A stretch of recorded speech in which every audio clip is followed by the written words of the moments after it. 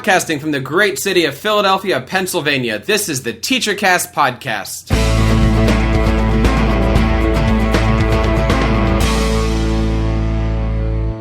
Hello everyone, this is Jeff Bradbury, and welcome to the TeacherCast Podcast from teachercast.net. Today we're calling our show Administrator Cast 2.0. Today we're speaking with some great administrators from across the country. From the great state of Wisconsin, we have the elementary principal for the Dodgeland School District, Jessica Johnson. Hello, Jessica. How are you today?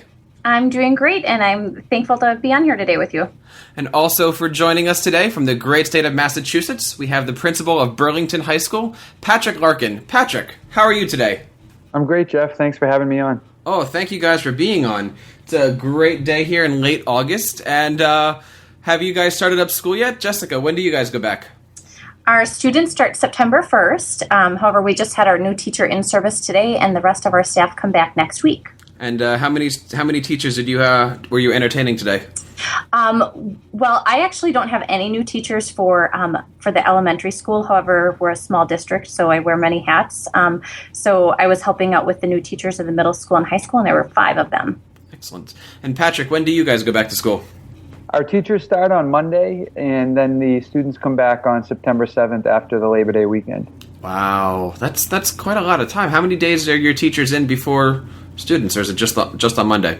We're really excited this year that instead of having professional development days spread out throughout the year, we have 3 right up front, and I'm hoping it'll be a good, powerful start for the year. We have a lot of sessions planned. Teachers have a lot of options, and all the teachers from all over our district are going to be at the high school for the first 3 days. So I'm excited about that. Oh, that is so nice. You know, a lot of us are getting back into our classrooms for the first time in a few months and trying to get the cobwebs out. What are some of the professional development opportunities that your teachers have? Well, we have a lot of technology-based sessions on different tools that teachers can use, and I'm excited the way the superintendent set it up, again, with a huge menu of choices pretty much to meet everyone's needs, depending on if you're somebody that's really good at integrating technology into your classroom or somebody that's kind of new at it. The session's for everyone. But more importantly, after the 3 days, the 4th day that we have this week is really going to be a time just for teachers to play. And when I mean play, I mean you have a great professional development experience, and then you don't have an actual chance to sit down and use some of these tools. In the school year starts, it could be frustrating. So the fact that he's providing time for teachers to go back and kind of go in depth on some of the things they're going to learn about is exciting to me.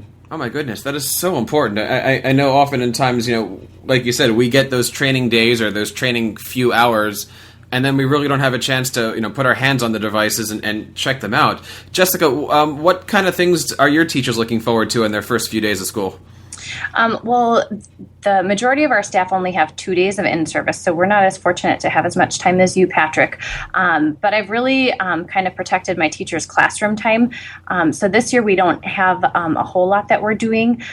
We do have, all of our teachers are getting smart boards, so we have sessions that they can go to, and they can decide to go to either the beginners, intermediate, or advanced smart board trainings, because some of them have played with portable smart boards or gone to other trainings outside of the district.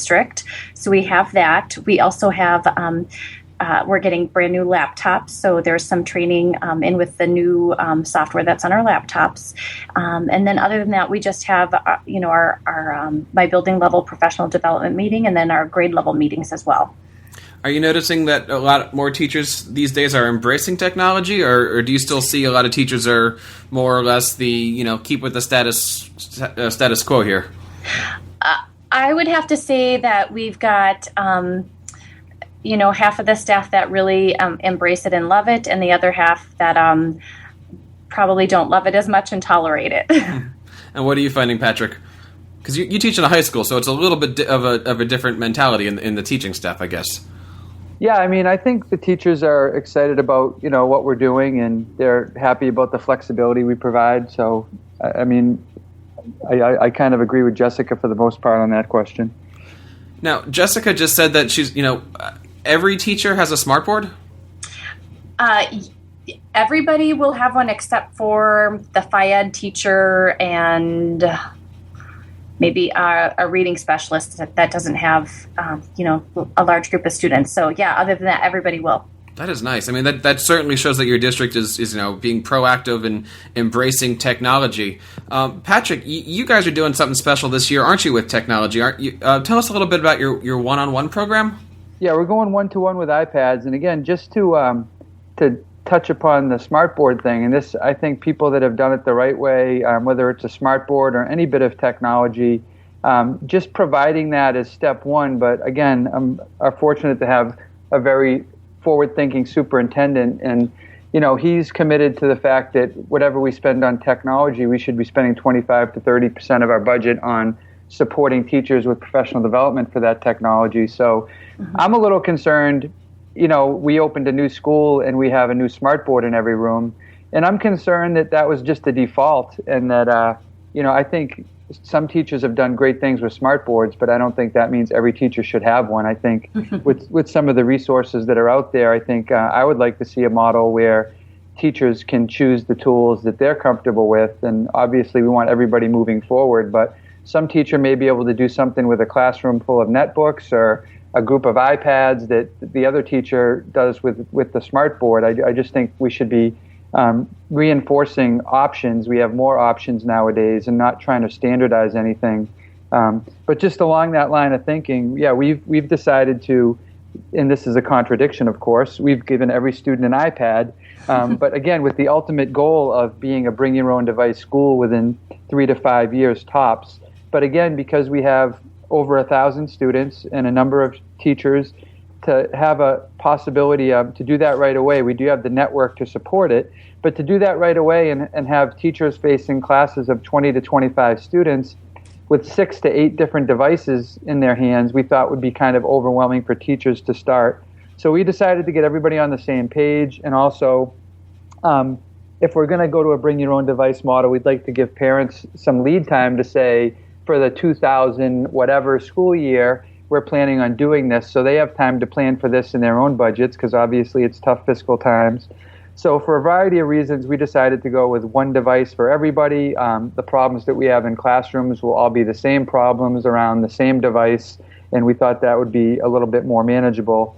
And in addition, we think the iPad is a tremendous device as far as students using it and loading their own apps. We want to be as real world as possible, so we want students to manage their own devices. So the iPad creates a lot more flexibility, we thought, in that regard than it may be to have a laptop model where students are trying to upload software. So for a variety of reasons, we're unleashing 1,000 mobile devices in the hands of high school students, and some people think we're crazy for doing it, and I think we're crazy if we don't try to break the mold that we've been following for the last century in our country in education. Now, with these iPads, are each of the students given their own iTunes account to download the apps, or how do you distribute the different applications to the schools? Yeah, we're doing a couple of different things. First of all, yeah, they have their own iTunes account on their devices. And does that mean that they need their own credit card numbers too? No, we've detailed they have one of two options. They can have a credit card account, or there's an option for a free account. You can do a credit card less account, and that's what we're kind of recommending to parents. They set the kids up for the free account, and then as they want to purchase apps for themselves, that they use an iTunes card, as many of us have probably done with purchasing music and so forth.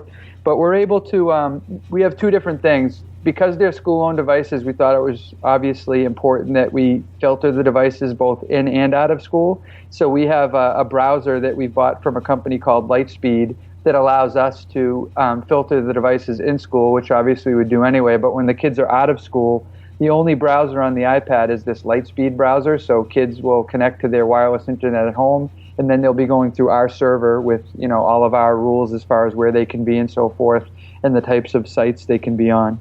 And then the second thing we're doing is we're using a management system called Casper is the name of it, and it's we can push out applications through that we want students to upload. So that's pretty much the basics of it. And as a teacher, are you getting requests saying, I want my students in this classroom to have XYZ app, and then does the school then pay for it? Or what's that process like? Well, again, with our long-range term to be a bring-your-own-device school, we're trying to make conscious decisions about the fact that we want to use free open-source tools whenever possible. So we're looking for as many free options, things that whether you're on your home computer, on your iPad, or at your grandparents' house and on their computer, that whatever the tool is, it's available. Like Evernote would be an option, the Google Suite. These are all cloud-based options. They're free.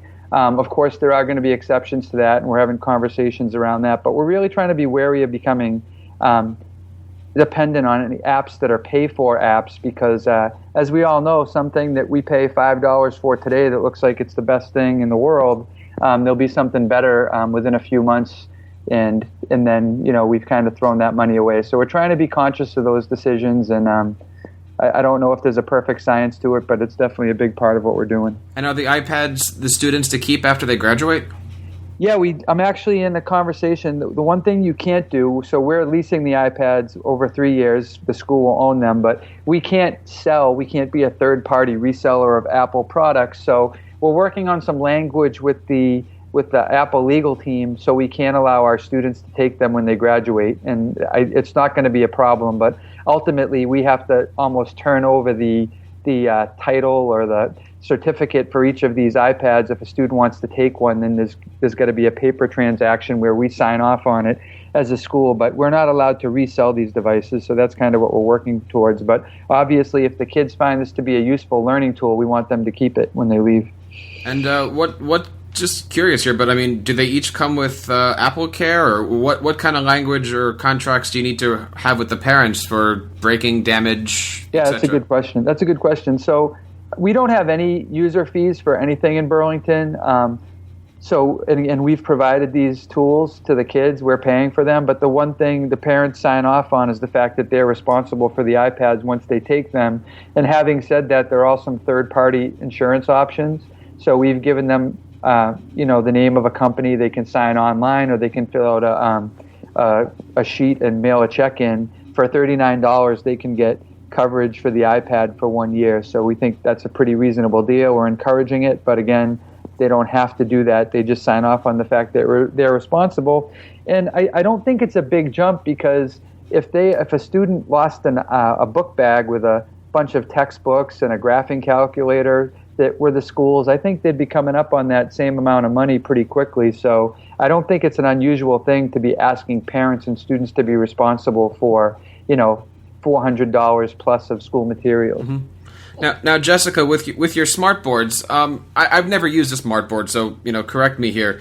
The smart board, is that connected to a computer to get its power, or is that connected to? Does it have its own internal processor? Yeah, no, you have to connect it to a computer, and all of our teachers will be getting laptops as well. Since we're a small school and we have some people who, some teach in the elementary and then go to middle school or middle school to high school, we also have docking stations, so that way they, wouldn't have to get to their other classroom and log in. They can just pick up their laptop and bring it there. And I just want to backtrack, Patrick, when you were saying, your philosophy on you don't want every teacher to have a smart board. You want some will do well and some won't. I have to agree with you. And when we were buying our first 5 smart boards for the last school year, I wanted to give them to the teachers that I knew would use them and the teachers who had some experience.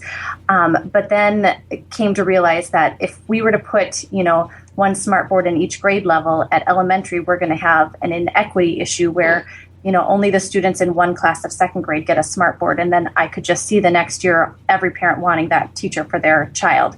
So we started with just 5th and 4th grades had it last year, and now everybody is getting it. So that's kind of how we went about it at our school.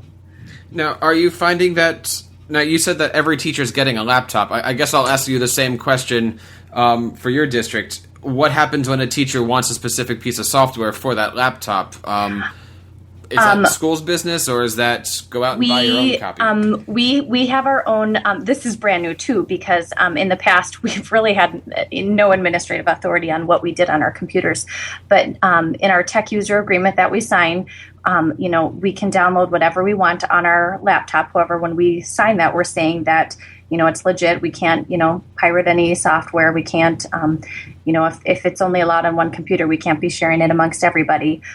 So we're expected to follow those rules, but we can, if I have software I want to put on here and I buy it, I can do that. Interesting. And are you finding that some people are using their laptops for the smart boards and other people might be connecting iPads to them? They haven't even received their laptops yet, okay. so I can't answer that. That'll happen next week.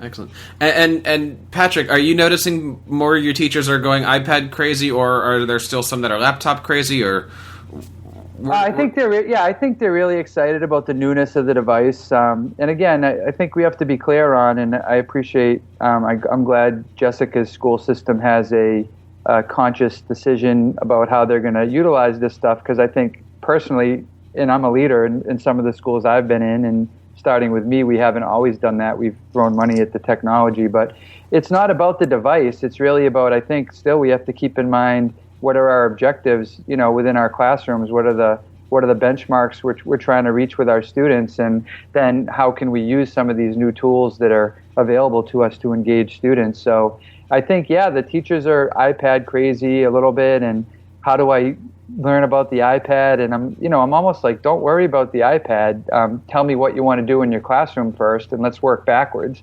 Not let's find an application on the iPad and say, all right, how am I going to use this? Let's say, what do I want to accomplish in my classroom, and work backwards to now what's a resource that would help me get there.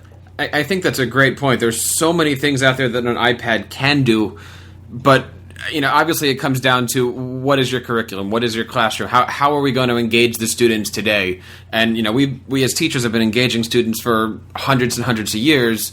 The iPad just happens to be the biggest fad out there that's right now. Jessica, could you ever see a day where your fifth and I don't know how high your elementary school goes, but could you see your fourth, fifth, and sixth grade students bringing a laptop or bringing an iPad to class? Yes, I do. Definitely not this year, but I definitely see that in our future. And we go up through fifth grade in my building. And when, I'll ask this for both of you, when should this start? When should we be teaching certain technologies? I mean, in a world right now where we're banning cursive handwriting in certain school districts, I guess I look at the student who has an iPhone, has an iPad, can do everything in the world with it, but he can't bring it into his math test to use the calculator function. He has to go out and buy a $90 graphing calculator. Where do you see the use of these different technologies in class? I mean, Patrick, are you allowing kids to use their iPad as the calculator now, or are you going to still require them to go get that TI-83? We're going to allow it, but the college board hasn't allowed it yet, so that becomes a little bit of a problem, if we're talking about, and that's one testing day. But ultimately, I think that's the problem. You nailed it, I think if you're reading any of the conversations that are going on, it's like, we're way past the time where students should be doing this. If school is really preparation for the real world, then we should really start to act like, what the real world is going to be like. And I'm at the high school level, so I know, I think I can be a little bit more liberal with some of the things we do, because the students are closer to, exiting their formal schooling, or at least going on to post-secondary education. But we're way past that, and all of our mission statements say we teach we teach citizenship. And if we're not teaching digital citizenship in the year 2011, then we're really not teaching citizenship. So that's where we're coming from. And I think parents don't really have a good idea a lot of times on some of the things surrounding technology, because it wasn't there when they were in school. So our goal in Burlington is to make this a community endeavor, not just to teach the kids to use this stuff responsibly, but also to help the parents learn how this can add richness to their lives as well, and they'll understand why we think it's so important. And our parents have bought into that, and that's why they've supported this initiative. Obviously, we couldn't move forward without that. Mm-hmm. And Jessica, thinking about the elementary system and computers and technology, I mean, I'm starting to feel a little bit aged here when, I'm thinking about my technology in education. And, I remember being in second and third grade doing like number munchers and Math Quest and things like that. What are we teaching our elementary schools these days? Is there typing classes? Is there web design classes yet for elementary school? Blogging maybe? In our school, when I first came here 3 years ago, all that our students really had was keyboarding and, maybe some word processing, typing up a paper that they had written.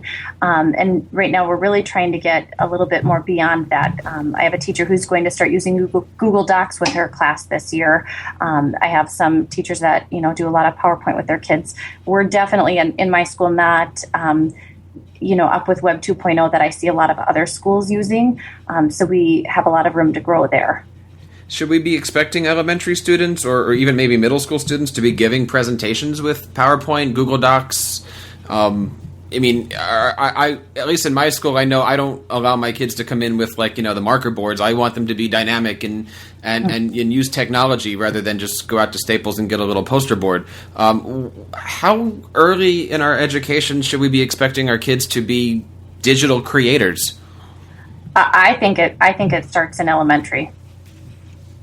How so? Is your school teaching kids how to use PowerPoint? We are. Yep, we are. And, I don't mandate that my teachers, do one thing or another. And we actually don't really have a curriculum for what technology they should be using. So I have some teachers doing more than others. But I definitely think it does start with the elementary because I feel we need to start it here. Patrick, I assume your high school is 9th through 12th grade? Yes. What do you expect 9th graders to learn? I mean, as an incoming freshman, what skills are you, I don't want to say requiring, but what skills do you hope a 9th grader has when they walk into your building?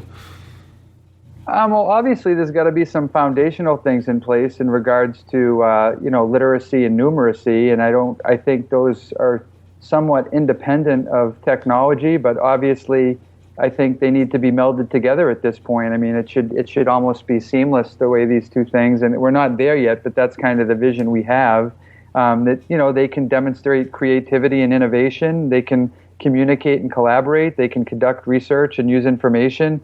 These are some of the things we'd like to see. And again, it used to be, and none of these mention technology, but I think now it's kind of just, I think it needs to be essential it really opens more doors for them to accomplish these standards. If we are using technology, it should be melded in. I think, NCTE, the National Council of Teachers for English, has had some pretty clear standards for technology for, I think, 3 or 4 years, and the ISTE nets for the standards they have for both students and teachers are pretty clear, and they're 4 or 5 years old. So I think it's a good place to start with those. And again, the technology isn't just, I think the thing that we're making the mistake of in some cases, and I'm saying in my district as well, I'm not putting anybody else down. I think we're working at getting over this, but traditionally in elementary schools, and again, I'm talking about my district because that's what I know, the technology lab, the computer lab was a place that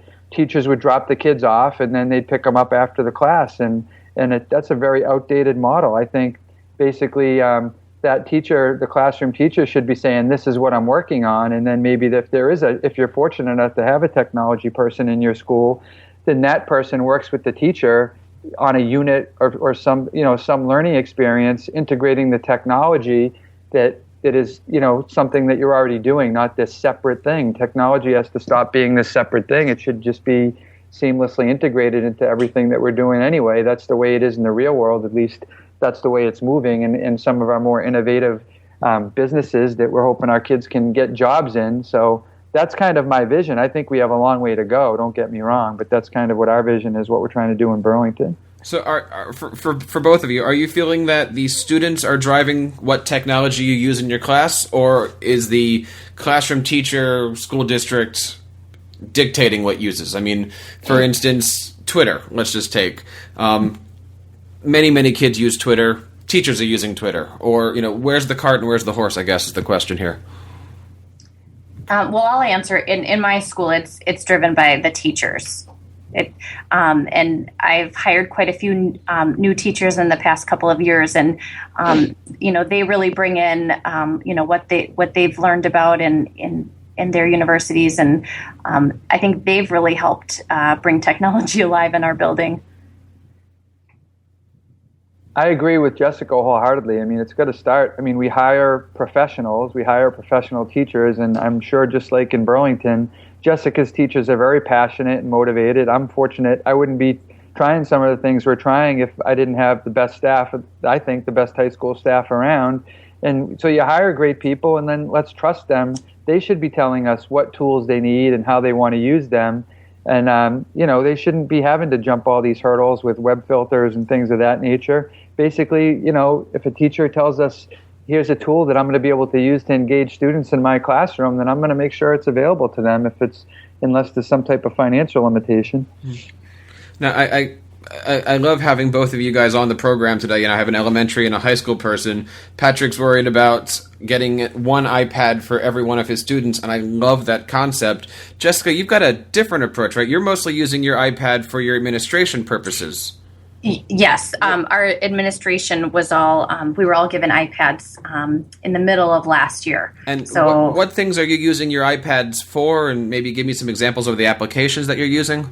Well, I think, first of all, my iPad just really helps me for organizational and being more productive so that I can spend more time out in the classrooms and not in my office. So the first two things I use it for mainly are my calendar and my email.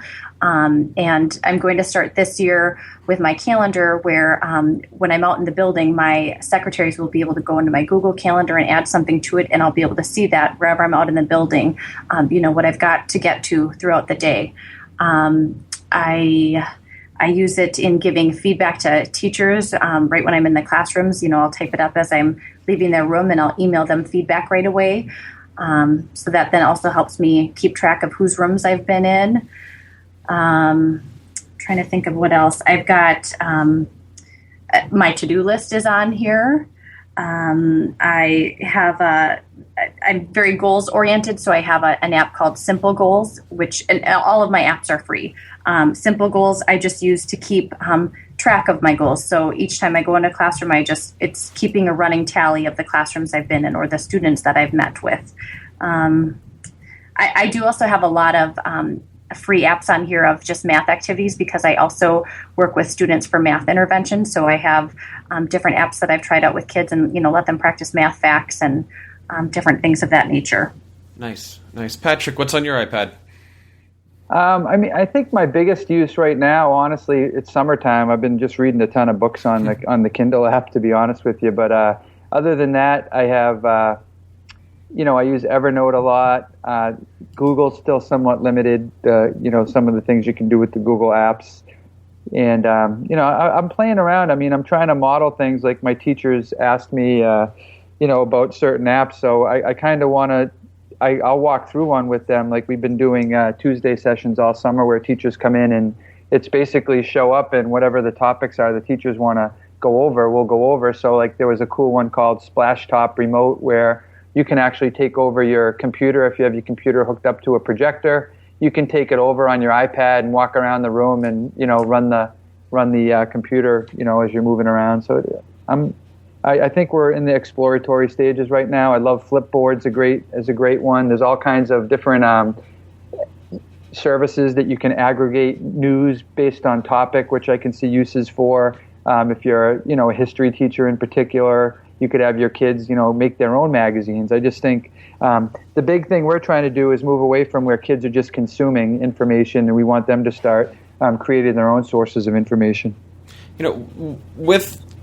With us, with teachers trying to get our kids to be more socially active, be more internet friendly, it always raises the question of students trying to make a name for themselves in the world. One of the topics that have come up before was, teaching your students how to brand themselves, and should we be teaching students how to blog and create a voice for themselves? Jessica, do you teach your kids how to blog? At what point should we be doing that? I'm not aware of any of my teachers using blogs with their students yet. In fact, I finally just got Blogger unblocked last year so that I could use it for my staff blog. So no, we're not there yet. And Patrick, do you see any high schoolers trying to branch out and create their own identities for themselves? Yeah, I taught a Web 2.0 class last year, and all the students, we created Twitter accounts, blogs, and I think the bottom line is not only should we encourage it, I think if they get out of our school without, having an idea of how to set something like this and, create a network and talk about what they want to learn about and connect with others that are passionate about the same thing, then we haven't done our jobs. I think, that type of online digital presence is what's going to be their resume. And if we haven't taught them how to do that constructively, then we really have done a huge disservice. I completely agree with you on that one. I know a lot of students of mine have gone out and started their own blogs and their own, social causes and stuff that they're fighting for. And some of these kids have thousands and thousands of Twitter followers behind them, and they're really starting to make a name for themselves. I'm, constantly proud of some of these kids that are going out there and trying to be individuals. You had mentioned that, in your Web 2.0 class, the idea of making Twitter accounts. I often ask people the question of, at the beginning of the year, should we be, I don't want to say forcing students to, but should we be asking our kids to be making Twitter accounts, Google Plus accounts, Google Doc accounts, Dropbox accounts? Where do you see teachers, students interactive today? Should we be having our students create these accounts?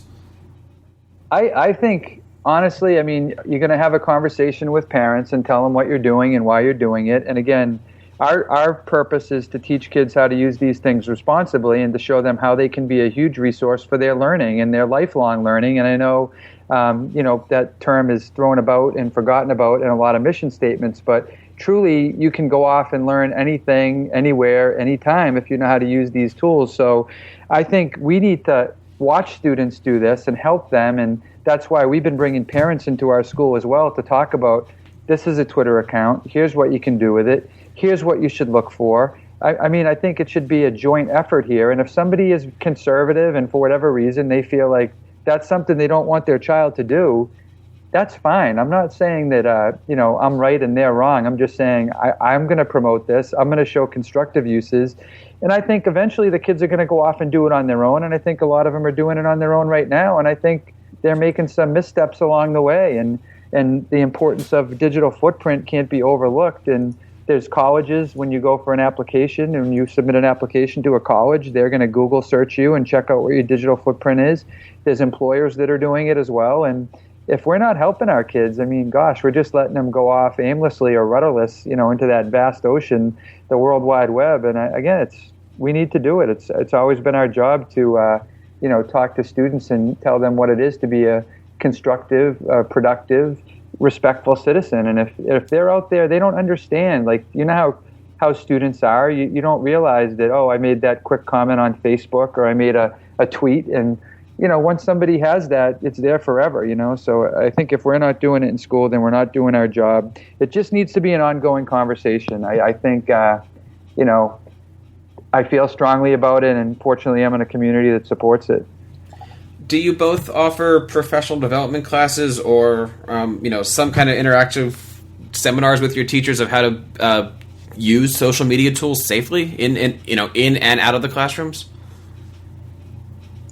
I haven't here much, but this year I am starting Tech Tuesdays once a month, and I hope to use that avenue to do that.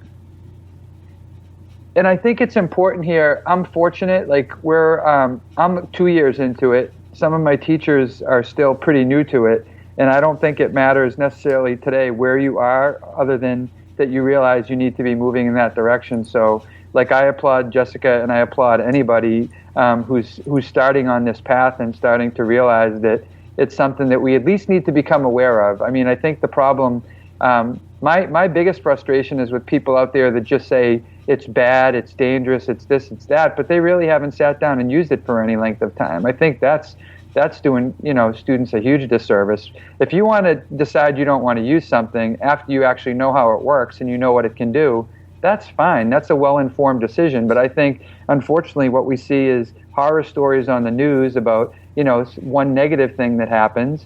And our goal at our school this year is honestly to support people that are trying to move forward. And we're going to try to flood the, the blogs, our Facebook pages, wherever we can put out information of kids doing things that are constructive with these tools. We're going to put that out there because we want to be kind of hopefully a leader for other people that want to try this. There's a lot of good things happening, and Jeff, you alluded to some of those with kids and social media.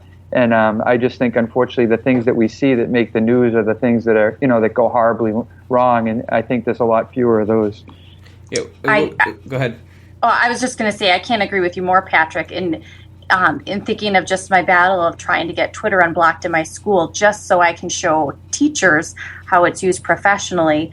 However, the person who would be the one to unblock it, says there's no use for that in school. That's just, for comedians and, following celebrities. And it strikes a chord with me.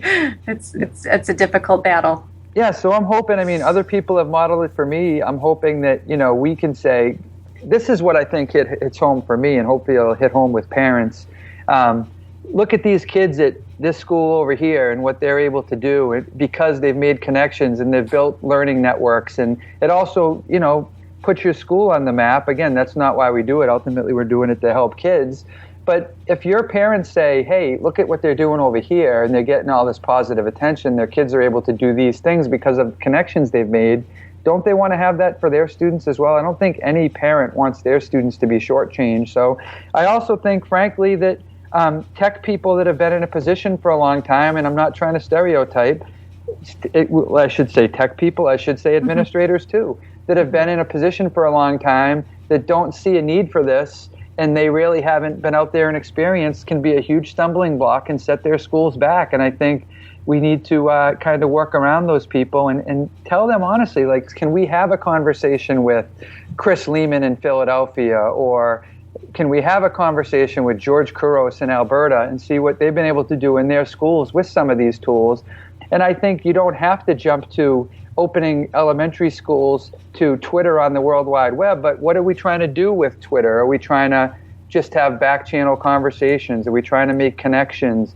Maybe have a network within your school and then work out from there. There are closed down systems that you could use and try to keep them just based in your local school to see how it brings everybody together, and then branch out from there. I think it makes sense, like kids blogs, you could have your kids blogging and it's only accessible to who you want it to be and not necessarily something that you'd get comments from all over the world. Mm-hmm. Let's talk about that communication that we have with our, school communities, parents, etc. Patrick, you're trying to put an iPad in every kid's hand. Are you having meetings after school hours with the parents and the community saying, this is what we want to do, this is how it works, you're going to be getting an iPad home? Or is this just going to be done through paper pushing through the school districts?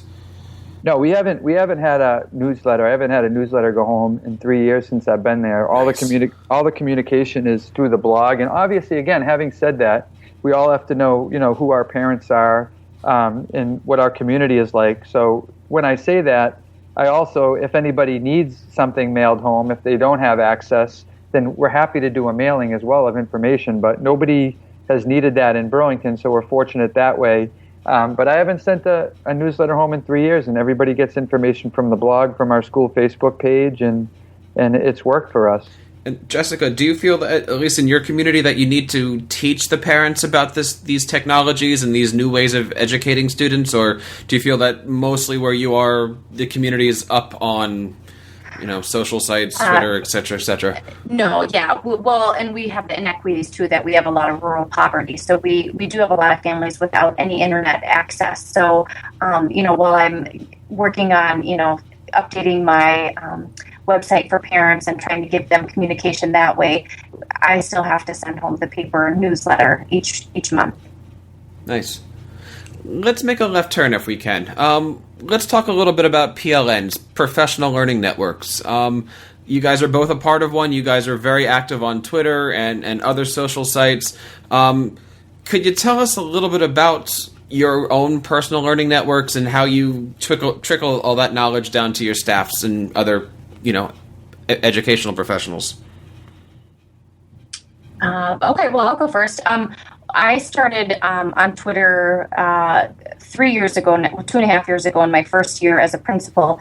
And I just got on because I heard somebody else talk about it a few times, and I thought it sounded stupid. And but I started out just following a handful of principals, and it became my secret little source of people to call on for help, because I had no mentor here. And then, just slowly kept adding people to my PLN. And then it got to the point where I kept following other teachers and started finding, different sources to share with my teachers. And now I can't stop talking about Twitter and building my PLN.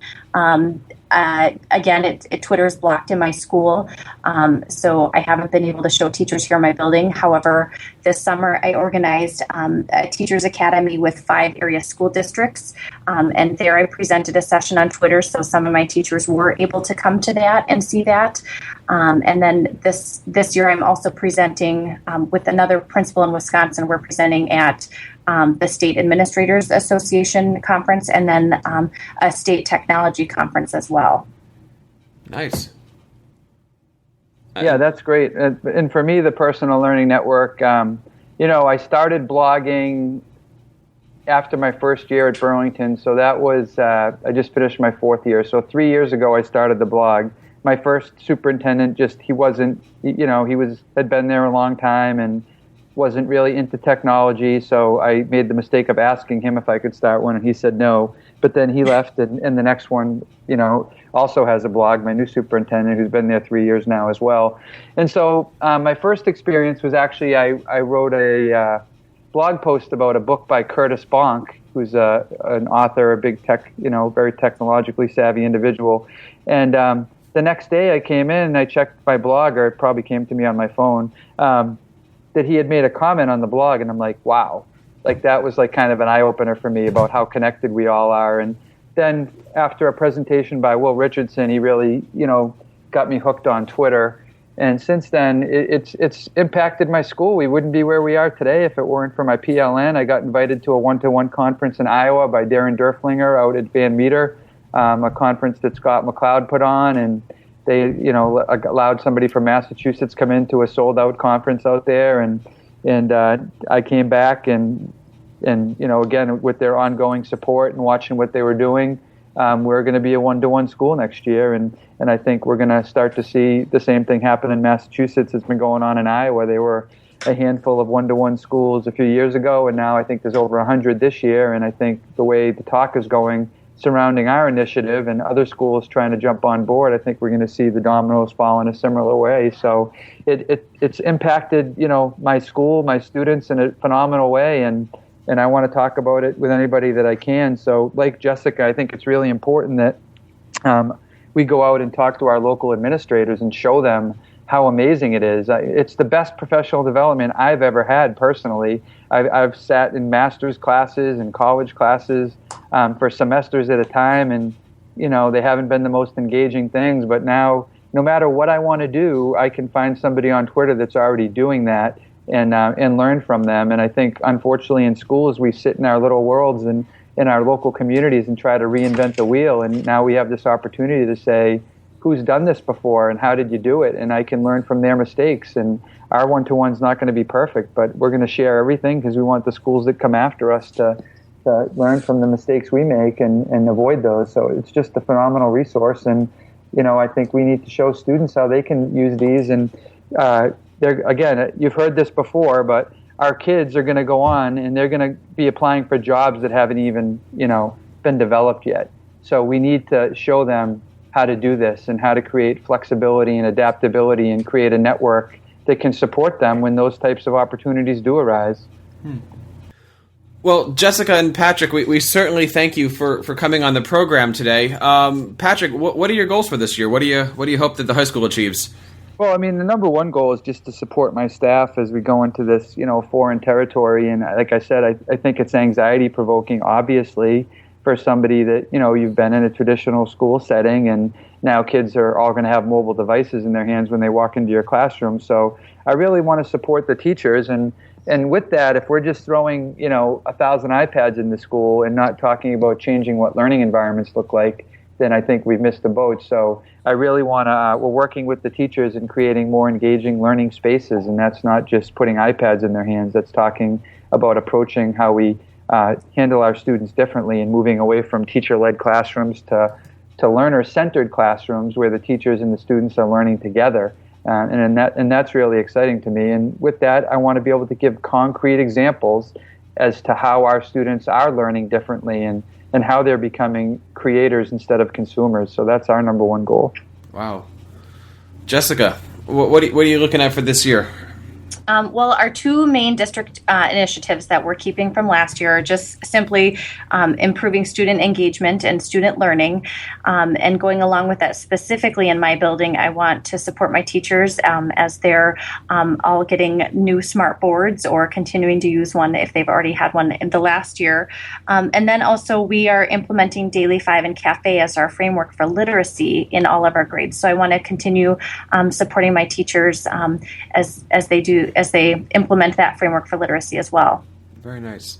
Well, thank you guys for being on the show. We hope that you would come back on the program at a later date. Jessica, could you tell us where to find you?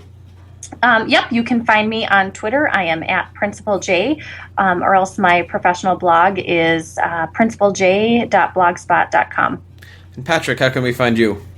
On Twitter, it's at BHS Principal. My blog is patrickmlarkin.com.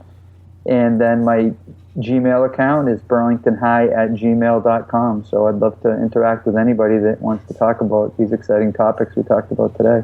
Well, we wish you both the best in your years, and good luck starting everything in the next couple days here. Thanks, Jeff. All right. Yep. Thanks, and to you both. And thanks, Jessica.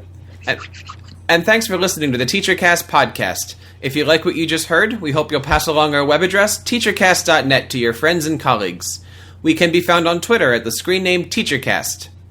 Be sure to check out our iTunes channel for TeacherCast podcasts, app reviews, and blogs that are beneficial to you, the 21st century educator. If you like what you heard, please write us a great review and give us a 5-star rating. This has been a TeacherCast production. Join us next time for another edition of the TeacherCast podcast.